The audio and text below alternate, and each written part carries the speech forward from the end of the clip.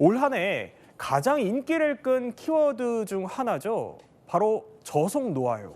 건강하게 천천히 나이 들자. 그런데 이 트렌드가 식품업계에서 속속 모습을 감추기 시작했습니다. 점차 커지는 사생활 진실 공방 때문입니다.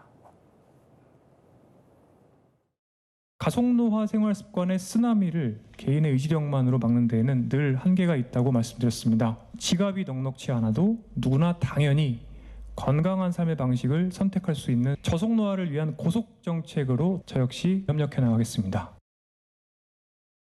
자, 이 정의원 교수와 연구원 A씨 간의 공방이 계속 가열이 되고 있습니다. 그래서 결국 이제 평일이 시작되는 오늘부터 좀 줄줄이 업계에서 조치가 나오더라고요. 아무래도 이제 식품업계 같은 경우에 정의원 박사를 모델로 해서 제품을 만들기도 했었고요. 예. 판매를 하고 있는 상황인데 이것이 정의원 박사가 이제 사생활 논란이나 뭐 성적 관련된 문제 이런 문제 때문에 논란이 되고 있으니까 이게 그런 부정적 이미지가 식품에 영향을 미칠 가능성이 있잖아요. 그러다 보니까 손절을 하고 있는 상황이다 이렇게 볼 수 있을 것 같습니다. 뭐 그 즉석밥 만드는 회사 같은 경우에는요. 실제 정의원 박사의 얼굴이 저렇게 광고에 들어가 있어요. 그리고 실제 포장재도 들어가 있고요. 예. 그리고 정의원 박사가 제안했던 레시피로 만든 그런 이제 즉석밥들이 생산이 되고 있기 때문에 이건 직격탄을 맞을 수밖에 없는 거죠. 사실 그 손절할 수밖에 없었던 이유는 이게 작년 11월에 출시했는데 1년도 안 돼서 1,000만 개 이상이 판매가 됐습니다. 엄청나게 네. 영향력이 컸던 거잖아요. 근데 이번에 이 사태가 터지면서 정의원 박사에 대한 부정적 이미지가 생기고 사생활 논란이 생기다 보니까 이게 제품 판매에 불매운동까지 가지 않을까 하는 우려가 있는 것 같아요. 그러니까 문제가 되고 있고 또 하나는 이제 그 유제품 만드는 업체가 있거든요. 이 업체 같은 경우도 정의원 박사가 제안한 레시피로 유제품을 만들었는데 네. 이것도 사실은 또 불똥이 튈까 봐 여기서도 지금 손절을 하고 있는 상황입니다. 그래서 홍보물에서 정의원 박사의 얼굴을 제거하기도 하고요. 그다음에 포장지 같은 데서 정의원 박사의 얼굴이 들어간 경우도 있었는데 그런 부분도 전부 다 지금 제거하고 있는 상황이고 이거 유제품 같은 경우에 렌탈콩 제품인데 이 제품은요. 지난 7월에 출시 일주일 만에 초도 물량이 완판됐어요. 그 정도로 엄청난 효과가 있었는데 최근에 이제 이 정의원 박사가 그동안 저속노화 식사법 그리고 뭐 고령화, 웰니스 트렌드 확산 이런 부분 때문에 엄청난 인기를 누렸지 않습니까? 예. 그 인기에 편승해서 제품을 생산했는데 이번에 사생활 논란 때문에 이 제품에 영향을 미칠까 봐 손절을 하고 있는 상황이다 이렇게 말씀드릴 수 있을 것 같습니다. 그런데 그러니까 지금 뭐 제품들, 광공부하는 제품들을 이제 패키징을 이제 교체한다 이 말씀을 해주신 건데 서울시에서 그동안 또 이제 활동해 왔던 공직 그 자리도 내려놓게 된다면서요? 그렇습니다. 서울시에서 건강 총괄 관직을 예. 맡고 계셨거든요, 정의원 박사가. 그런데 사실은 이제 이 사생활 논란 때문에 이 직책에서도 스스로 사의를 표명했고요. 그리고 서울시는 사표를 수리할 방침인 것으로 알려졌습니다. 사실 이제 이 건강 총괄 관직이 인구 구조 변화에 대응을 하고 건강 중심 시정을 펼치기 위해서 처음 도입한 그런 자리거든요. 그렇군요. 아무래도 이제 대중적 인기도가 높은 정의원 박사를 이렇게 영입을 해서 예. 서울시가 건강에 의해서 좀 더 적극적으로 나서려는 시도를 한 건데 이번에 사생활 논란 때문에 서울시가 불똥이 튈 수 있는 위험성도 있고 물론 뭐 본인이 사의를 표명하긴 했지만 어느 정도 서울시와 교감이 있었던 게 아닌가 하는 생각도 듭니다.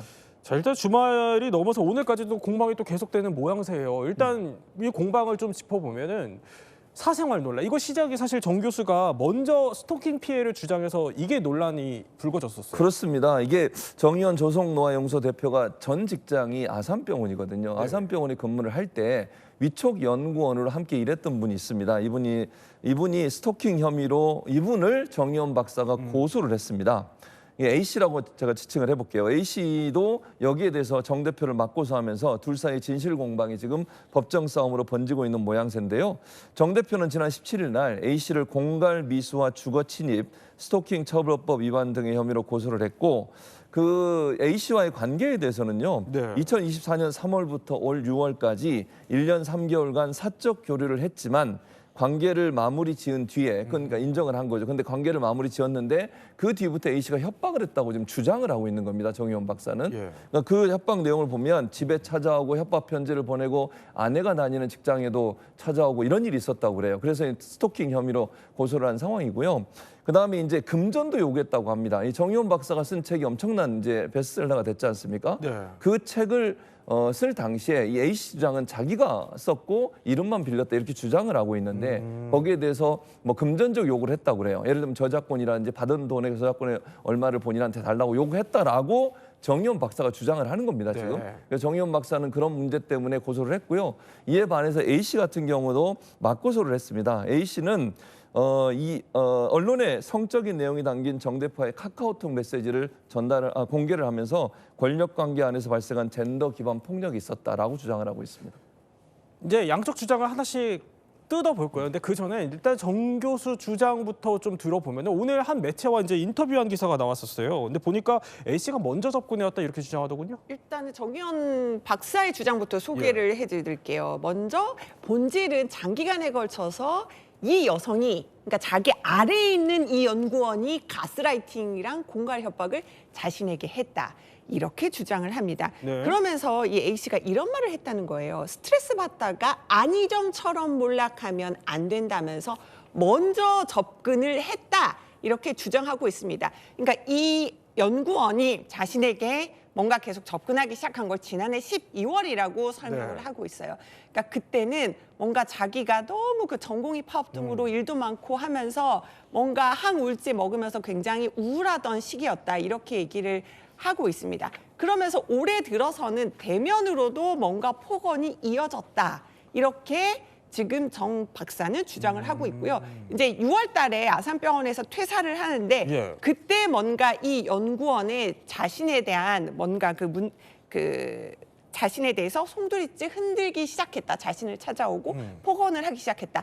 이러면서 지난해 12월부터 쭉 이어진 상황에 대해서 설명을 하는 상황입니다. 그런데요, 이게 살펴보니까 법원이 그 연구원 A 씨한테 접근 금지 조치 이걸 내렸던데 이게 사실 그냥 법적으로 보면은 그러니까 스토킹으로 볼 만한 행위가 있었다 이렇게 법원도 본 겁니까? 아니면 의례적인 조치입니까? 그러니까 스토킹 처벌법 같은 경우는요. 여기서 나오는 잠정 조치라는 건 긴급성에 기해서 취해진 조치다 보니까 이 스토킹 처벌법에서 규정하고 있는 어떤 행위가 있으면 일단 잠정 조치를 하게 됩니다. 그래서 뭐 예를 들어서 상대방의 의사에 반해서 계속 연락을 한다라든지 아니면 주거지나 아니면 직장으로 계속 찾아간다라든지 네. 이런 부분에 대해서 왜 이런 행위를 했는지에 대한 이유라든지 원인을 판단하지 않고요. 그런 행위가 있었다라고 하면은 긴급성이 있다라고 봐서 바로 잠정 조치가 이루어집니다. 그렇기 때문에 이 법원에서 스토킹 이런 행위가 불법하다가 위법하다라는 판단까지 이른 것은 아니다. 이렇게 보시면 될 것 같습니다. 판단까지 이런 건 아니다. 그러면은 이제 A 씨 얘기도 한번 들어봐야 될 것 같습니다.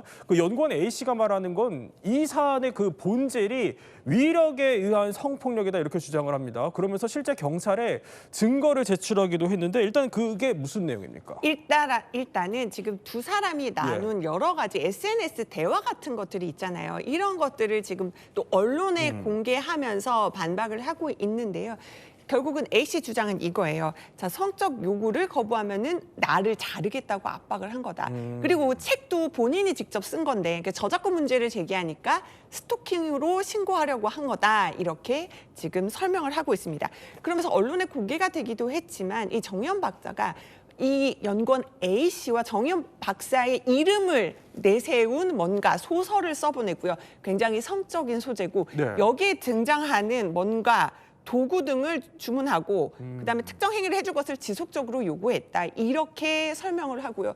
또 하나는 장제원 전 의원의 사망 관련된 기사 보내면서요. 네. 뭔가 죽음을 암시하는 그런 기사까지 보내면서 압박을 했다. 이런 것들이 바로 이 여성 연구원의 주장입니다. 그런데 이제 지금 정의원 박사 측의 해명은 뭐냐면 소설 같은 경우는 네. 직접 쓴 게 아니고 AI가 쓴 거다. 이렇게 해명은 하는 상황입니다. 그런데 이 정의원 교수가 최초로 이 사안을 이제 공론화하기 시작했을 때 그때 인터뷰한 걸 보면은요. 연구원 A 씨와 이렇게 사적 친밀감을 느껴서 일시적 교류를 했었다라는 점은 인정을 했습니다. 그러면서도 육체적 관계는 없었다. 또 이 점을 강조하던데 법조인으로 보시기에는 왜 이런 해명이 필요했다고 보세요? 일단 두 가지 해명을 좀 쪼개서 볼 필요가 있어요. 일단은 연구원 A 씨와 사적 교류를 했다라는 부분을 먼저 얘기한 것과 그다음에 그렇지만 육체적 관계는 없었다라고 부인한 부분을 좀 나눠서 봐야 되는데요. 전자 같은 경우는 이런 연곤 A를 뭐 스토킹 처벌법 위반으로 본인이 신고를 했으면 왜 그런 행위를 했겠느냐라는 사실관계에 대해서 사람들이 궁금해할 수밖에 없잖아요. 둘 네. 사이가 어떤 관계였는데 이 연곤 A 씨가 그런 행위를 했느냐라는 질문이 나올 수 있기 때문에 그 부분을 본인에게 불리할 수 있는 부분이기 때문에 뭐 일시적으로 사적인 교류가 있었다라는 부분을 먼저 본인이 얘기를 한 것 같습니다. 근데 다만 그럼에도 불구하고 육체적 관계가 없었다라는 부분을 해명한 것은 이 부분은 사실은 법적인 판단이기보다는 그 아내와의 도의적인 관계에서 이 부분을 좀 해명하고자 했던 것 같아요. 그러니까 사적인 교류는 일시적으로 있었지만 네. 하지만 그 이상에 이르는 행위는 없었다라는 부분을 뭔가 아내를 의식을 해서 한 발언이지 않을까 그렇게 추측이 됩니다. 근데 법조계 일각에서는요. 물론 이제 위력 여부 이런 거는 더 따져봐야겠지만 정의원 교수가 이제 주장을 했던 이 내용만으로 일종의 좀 부정한 행위가 인정될 수도 있는 거 아니냐 이런 해석들도 나오긴 합니다. 그런데 만약에 이게 그럴 가능성까지 인정이 된다면 그 정 교수가 계속 주장해오는 공간이나 협박 이쪽 논리가 사실 좀 무너질 수도 있겠다 이런 분석들도 나오더군요. 일단 사적인 교류가 있었다라는 것만으로도 사실은 말씀하신 것처럼 법원에 갔을 때는 부정행위로 인정될 가능성이 굉장히 높습니다. 예전에 간통죄가 있을 때는 뭔가 육체적인 관계가 있었는지 여부가 중요했다라고 하면 뭐 이혼 소송이라든지 아니면 가족 사건에서는 이 부정행위라고 하는 거는 단순히 육체적 관계가 아니라고 하더라도 뭐 친밀한 관계 아니면 서로 애정 표현을 하는 관계 이런 것만 있어도 부정한 행위가 있었다라고 판단을 하거든요. 네. 그렇기 때문에 부정한 행위가 있었다라고 인정될 가능성이 높은데요. 근데 만약에 그게 사실이라고 하더라도 이 연곤 A 씨가 만약에 공갈이라든지 협박을 행위를 했다라고 하면 그 양립이 불가능한 주장은 아닙니다. 왜냐하면 이 공갈이나 협박한 이유를 좀 더 살펴봐야겠지만 네. 만약에 뭐 우리의 이런 둘 관계를 내가 폭로하겠다 이런 이유로 뭔가 공갈을 하거나 아니면 협박을 했다라면 그 자체로도 성립을 할 수가 있기 때문에 좀 추가적인 좀 사실관계를 봐야 되지만 이 두 가지가 양립이 불가능한 건 아니다 그렇게 보시면 될 것 같습니다. 양쪽에도 주장하는 바를 저희가 각각 짚어드렸고요. 또 이 사건이 어떤 결론에 다다를지는 계속해서 전해드리도록 하겠습니다.